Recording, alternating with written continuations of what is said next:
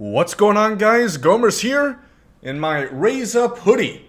And you certainly weren't up in any hurry these last couple months as they won one game in the postseason, but I promise you, it does not refer to Raise Up in Montreal. That is not happening. They're not splitting the season in Florida in Canada. I guarantee you, I'll put $5. I'm actually not too confident. Anyway, we have a fun little game today. It's called Higher or Lower.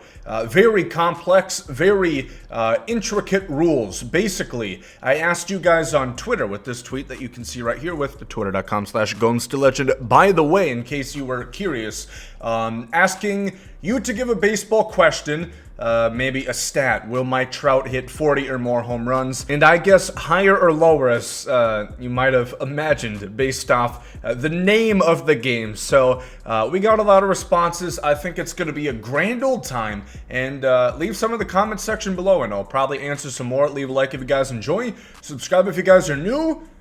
And let's stop raising my voice. It's Sunday. It's a peaceful day. Mike Trout plays 100 games. I'm going to say higher. I think Trout will play over 100 games. He got a lot of rest. Obviously, he was injured. I think he played less than 50 games this last season. And I think he will eclipse 100 games. I don't think he's going to get like 140. I think that might be the limit going forward. If the Angels are smart, which in the past they've proven to be not, given their decisions to not sign rotational pieces that are going to be meaningful that account to wins, they're going to kind of load manage him a little bit. If there's a bit of a tweak, they're going to sit him, I would imagine, with his injury history and getting up in there in age a little bit. But I will say Trout will play over 100 games this year. Vladdy, higher or lower 40 home runs. This is a really good one. And again, I think it's a good bar to set. He had 48, I believe, this last year. But there is a bit of an issue here. They did play in Florida, of course. They didn't end up getting back to Toronto, the Rogers Center, until, like 2/3 through the season, which I certainly don't think it was just a result of the ballpark. But the fact is, it is a more hitter-friendly ballpark than Rogers Center is. TD Ballpark in Florida, where they played the beginning of the year, had the highest fly ballpark factor at 152. It was third in overall park factor, and a 1,200 slug for fly ball production is, the greatest ever. So I certainly do think that has something to do with the kind of numbers that Vlad put up. And if you look at the splits between that ballpark and the Rogers Center, you do notice a bit of a trend.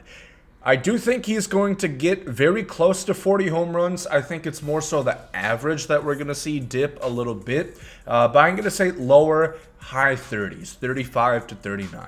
It could also be fun to come back to this at the end of the year and see how many we get right. Maybe we'll have some giveaways, some prizes, so you guys make sure and hold me accountable. Here we have Anthony Rendon. I'm picking this one because I'm going to guarantee myself one right. Anthony Rendon, higher or lower than 35 games? Yeah, hot take here. I'm going to say higher. He had a hip injury to end the season, but he's expected to be there opening day. So chances are he's going to accumulate 35 games across 162. If there's a lockout, maybe. But I will say higher. We have another availability-based one. Noah Syndergaard, higher or lower than 115 innings pitched? Curious one for the new Los Angeles Angels signee, who's had a lot of injuries in the last couple of years. He's been hurt since 2019, came back and pitched 2 innings at the end of the 2021 season. And I'm going to say higher. I would like to think he's had that much time off, hopefully work on his body. And he should be over this injury at this point, you would think. And, possibly it's the optimist in me that wants to see Thor get back to his all-star caliber that we know he can pitch at. So I'm going to say higher than 115. Okay, Shohei Ohtani, 50 home runs, higher or lower? Now, he didn't get it last year. He was close. Nobody got it, actually. Nobody got to 50 home runs in this last season.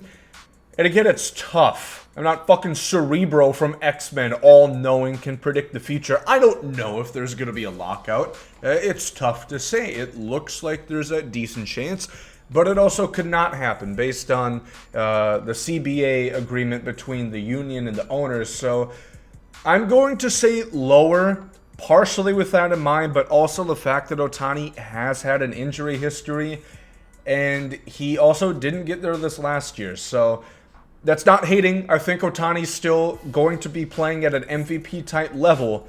I just don't know if he's going to quite get up to there. I think this was just a once-in-a-lifetime kind of season that we saw. Coming from Harry Richards, MD. Jesus Christ.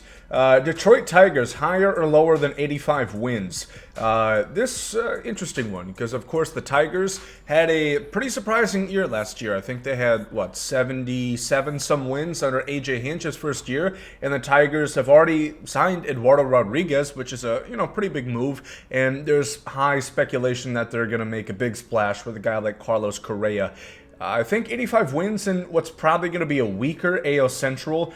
The Royals might get a bit better, but they're still not super ready to compete. The Guardians, as of today, I don't think are really going to be at that level. Good chance they might try and offload Jose Ramirez by the trade deadline. White Sox are good. The Twins, Lord knows what's going to happen with the Minnesota Twins. One would think you just hear the name Minnesota and automatically assume not too much success is going to be coming their way. So 85 wins. It's kind of like right what I expect them, but I'll say higher. I'll say like, I don't know, 87. Jimmy, Terrence Score, 1 at bat. At this point, it's almost more likely that he's going to win a ring than get a regular season at bat. He's still with the Braves, as far as I'm sure. I think he's locked up for the 2022 season. Of course, he'll probably be a hot commodity come the trade deadline. As we all know, his postseason prowess is, guys like a ring receptacle. He just wins. 3 to his name already. He has 1 RBI, 3 rings. I'll say he'll get 1 at bat, at least. Maybe double digits. Love this one. Cody Bellinger, higher or lower 800 OPS? So Cody Bellinger had a, sub 600? I believe he was a bottom 5 player in baseball last year based on WAR, weighted runs created plus, and that's even with him being a fantastic defender on the WAR part, of course. I'm going to say higher. I think he has so much potential, and if you look at the 2020 season, he was pretty close because he typically walks. And 800 OPS is very obtainable for somebody who even would hit 210, which could be the case for Cody Bellinger going forward. I'm not too sure. I don't think we're going to see him bat at a MVP type level that we saw back in 2019. That's my opinion, based off watching him. But I will say a slightly higher than an 800 OPS. Brad Hand, higher or lower than 9 ERA? Christ. Well, if he doesn't pitch, it would be lower. It would be 0 if he doesn't find a job, if he's unemployed come the 2022 season. But I do think he will find some team, and it'd be hard to have a higher than a 9 ERA. So I will take the lower on this one. Thuney, Byron Buxton, over/under of 86.5 games. Will he, essentially play 87 or more?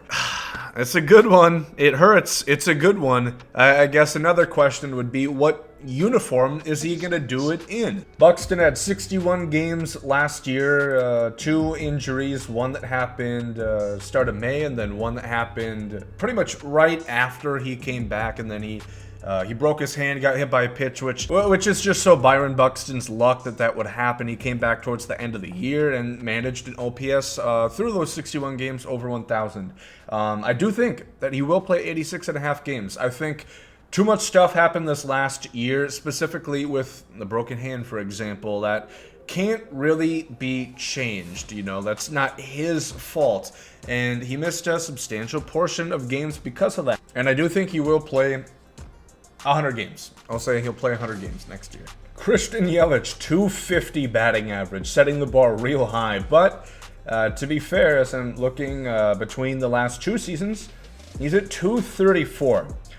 He had 248 in 2021. I'm going to say higher. I think I just can't believe that Yelich would have fell off this bad. It really all started with the back injuries. His swing changed a little bit, and then it's accumulated to he's a ground ball hitter. He's not getting near as much lift. He hit 9 home runs across 117 games last year. That's not good. I'm sorry to tell you, Santa Claus isn't real. That's terrible for a guy that was nearly a 2-time back-to-back MVP, but a 250 average. I do think Yelich can obtain. Rays one, Wander Franco, 25 home runs, higher or lower. So Wander Franco is not a power hitter. He's not a slugger, but he's not just like a slap contact guy. He's kind of in the middle. So 25 home runs would be a very good bar to set for him.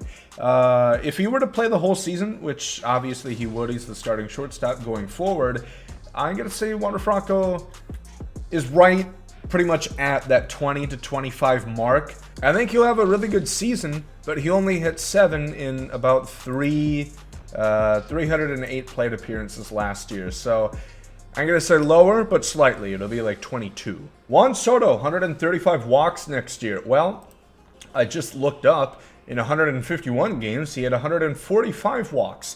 And considering the way the game of baseball is going, where a lot of times pitchers would more so rather pitch around than give in to a guy like Juan Soto, who has tremendous plate discipline, as we know, as it's less harmful than a home run, what he could possibly do with the bat in his hand. So he missed 10 games, and he walked 10 more times than this.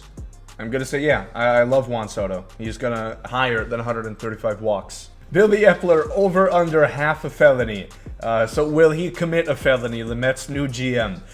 This has been a trend. It's been very common that we have seen legal trouble for the Mets front office. You know, I'm going to say they're going to have a more tame season, and Billy Eppler will withstand from, you know, being looked after by the FBI. Chris Davis, 247 average. This hurts. Lower. He's cooked, unfortunately.